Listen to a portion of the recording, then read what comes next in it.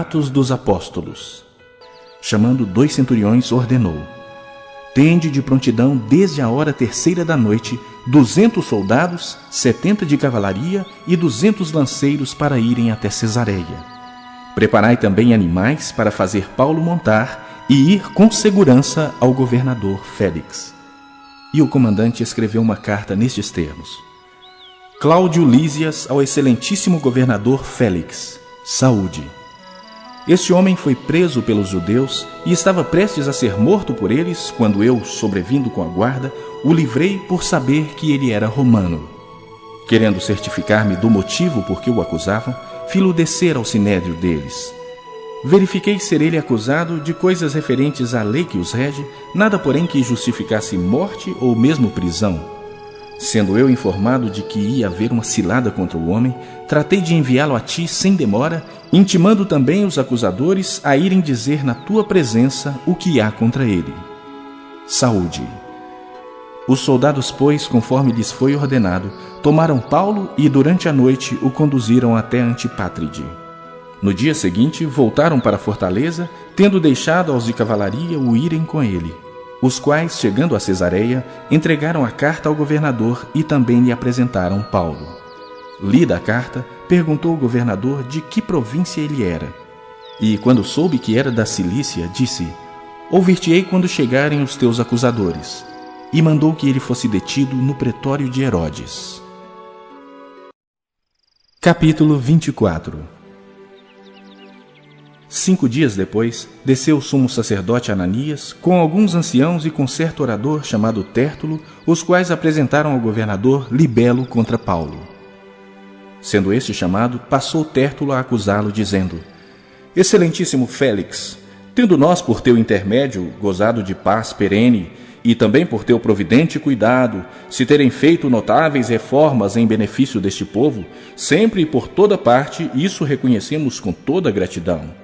Entretanto, para não te deter por longo tempo, rogo-te que, de conformidade com a tua clemência, nos atendas por um pouco. Porque, tendo nós verificado que este homem é uma peste e promove sedições entre os judeus esparsos por todo o mundo, sendo também o principal agitador da seita dos nazarenos, o qual também tentou profanar o templo, nós o prendemos com o intuito de julgá-lo segundo a nossa lei. Mas, sobrevindo o comandante Lísias, o arrebatou das nossas mãos com grande violência, ordenando que os seus acusadores viessem à tua presença. Tu mesmo, examinando, poderás tomar conhecimento de todas as coisas de que nós o acusamos. Os judeus também concordaram na acusação, afirmando que essas coisas eram assim. Juízes 20. Por causa disso, todo o povo de Israel, desde Dan, no norte, até Berseba, no sul, e Gileade, no leste, se reuniu em Mispa. Eles se reuniram na presença de Deus, o Senhor, como se fossem uma só pessoa. Os chefes de todas as tribos de Israel estavam presentes nessa reunião do povo de Deus. Havia 400.000 homens a pé, treinados para a guerra. E o povo de Benjamim soube que todos os outros israelitas haviam subido até Mispa e que eles queriam saber como aquele crime havia sido cometido. Então o levita, marido da mulher assassinada, explicou. Cheguei com a minha concubina, Gibeá, no território da tribo de Benjamim para passar a noite. Os homens de Gibeá vieram de noite e cercaram a casa. Eles queriam me matar. Em vez disso, abusaram da minha concubina e ela morreu. Então, eu peguei o corpo dela, cortei em pedaços e mandei um pedaço para cada uma das 12 tribos de Israel. Aquela gente cometeu um crime horrível no meio do nosso povo. Todos vocês que estão aqui são israelitas. Vamos resolver agora o que fazer. Todo o povo de Israel se levantou ao mesmo tempo e disse: nenhum de nós, nem os que moram em casas, nem os que moram em barracas, voltará para casa. Vamos escolher alguns homens para atacar Gibeá. A 10ª parte dos homens de Israel vai arranjar comida para os que vão lutar. Os outros vão castigar os moradores de Gibeá pelo crime horrível que cometeram em Israel. Então todo o povo de Israel se reuniu como se fosse uma só pessoa para atacar a cidade de Gibeá. As tribos israelitas mandaram que mensageiros fossem por toda a tribo de Benjamim e dissessem: Que crime horrível vocês cometeram! Exigimos que vocês nos entreguem agora esses homens imorais para que nós os matemos. Assim tiraremos esse mal do meio do povo de Israel. Mas o povo de Benjamim não deu atenção aos outros israelitas. Eles saíram de todas as suas cidades e foram para Gibeá, a fim de lutar contra o resto do povo de Israel. Naquele dia, eles convocaram das suas cidades 26.000 soldados. Depois, os moradores de Gibeá reuniram mais 700 homens especialmente escolhidos, que eram canhotos. Qualquer um deles podia atirar com funda uma pedra num fio de cabelo sem nunca errar. E outros israelitas que iam lutar contra a tribo de Benjamim reuniram 400.000 soldados treinados. Os israelitas foram ao lugar de adoração, em Betel. E ali perguntaram a Deus: Qual das nossas tribos atacará primeiro a tribo de Benjamim? E o Senhor respondeu: A tribo de Judá. Na manhã seguinte, os israelitas subiram e acamparam perto da cidade de Gibeá. Saíram para combater contra a tribo de Benjamim e puseram os soldados em posição de ataque, de frente para a cidade. Então o exército de Benjamim saiu da cidade. E antes de terminar o dia, eles mataram 22.000 soldados israelitas. Aí o povo de Israel foi para o lugar de adoração e, na presença do Senhor, chorou até a tarde. E eles perguntaram ao Senhor: Devemos ir combater outra vez os nossos irmãos da tribo de Benjamim? Sim. Então o exército israelita se animou de novo. E eles puseram seus soldados em posição de combate novamente, no mesmo lugar em que haviam lutado no dia anterior. Os israelitas marcharam contra a tribo de Benjamim pela segunda vez. E pela segunda vez os soldados de Benjamim saíram de Gibeá. E dessa vez mataram 18.000 soldados israelitas treinados. Então todo o povo de Israel subiu de novo até Betel para chorar. Ficaram ali na presença de Deus, o Senhor, e não comeram nada até a tarde. E apresentaram ao Senhor ofertas que foram completamente queimadas e sacrifícios de paz. Eles fizeram uma pergunta ao Senhor. Acontece que naqueles dias a Arca da Aliança estava ali em Betel, e Finéias, filho de Eleazar e neto de Arão, estava encarregado de cuidar dela. A pergunta que eles fizeram foi esta: Devemos sair mais uma vez para combater os nossos irmãos da tribo de Benjamim? Ou devemos desistir? O Senhor respondeu: Combatam, porque amanhã eu farei com que vocês os derrotem. Então os israelitas puseram alguns soldados escondidos em volta de Gibeá. No terceiro dia marcharam de novo contra o exército da tribo de Benjamim. Os seus soldados ficaram em posição de batalha, de frente para Gibeá, como tinham feito antes. Os soldados de Benjamim saíram para combater e se afastaram da cidade.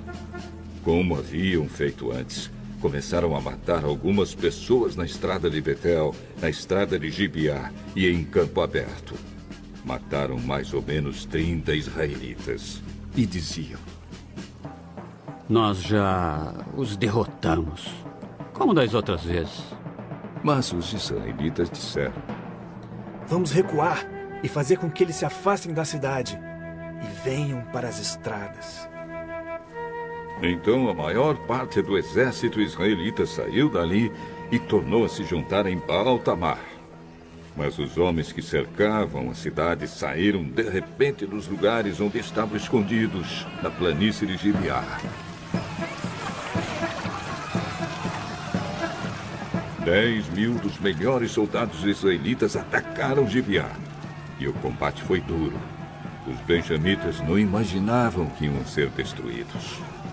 O Senhor Deus fez com que os israelitas derrotassem o exército de Benjamim.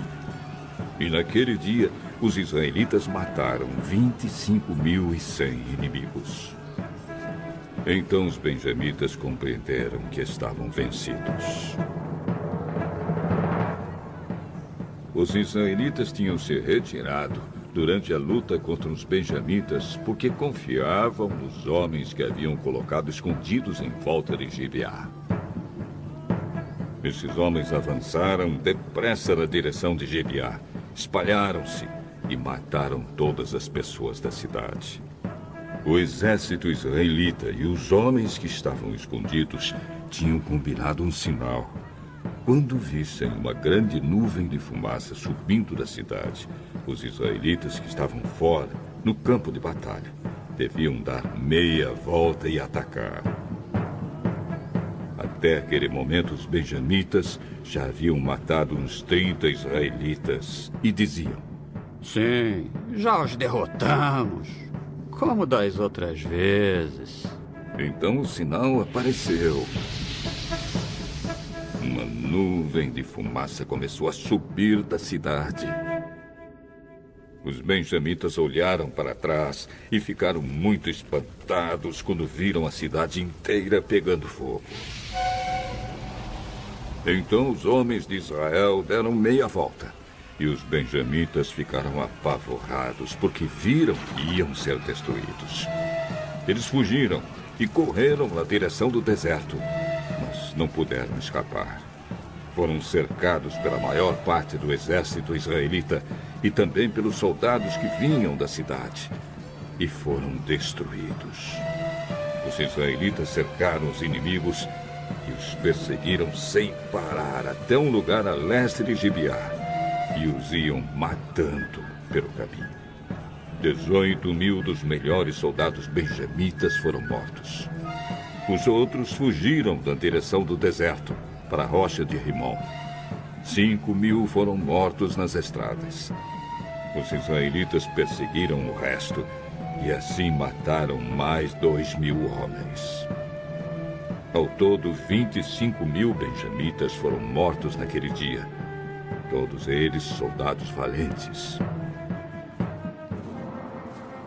Porém, 600 homens fugiram para o deserto, para a rocha de Rimon, e ficaram lá 4 meses.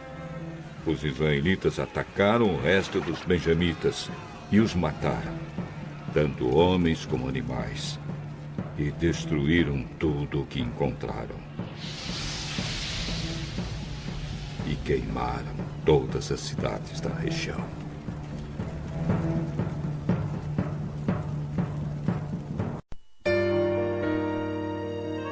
De boas palavras transborda o meu coração. Ao rei consagro o que compus. A minha língua é como a pena de habilidoso escritor. Tu és o mais formoso dos filhos dos homens. Nos teus lábios se extravasou a graça. Por isso, Deus te abençoou para sempre. Cinge a espada no teu flanco, herói.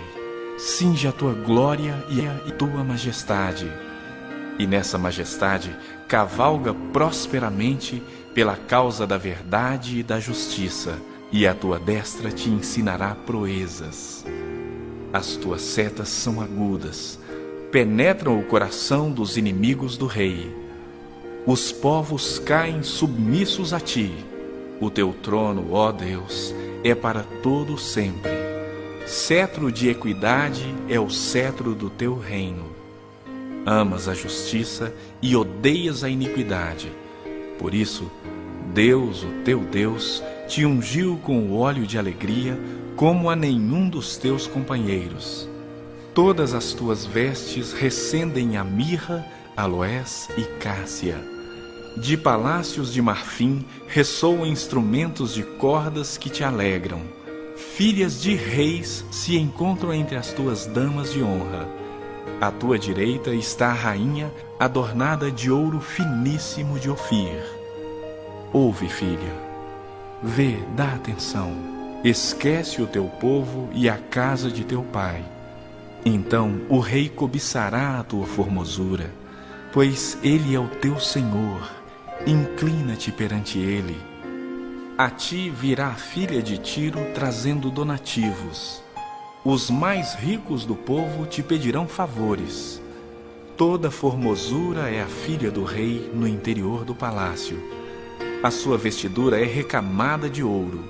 Em roupagens bordadas conduzem-na perante o rei. As virgens, suas companheiras que a seguem, serão trazidas à tua presença. Serão dirigidas com alegria e regozijo. Entrarão no palácio do rei.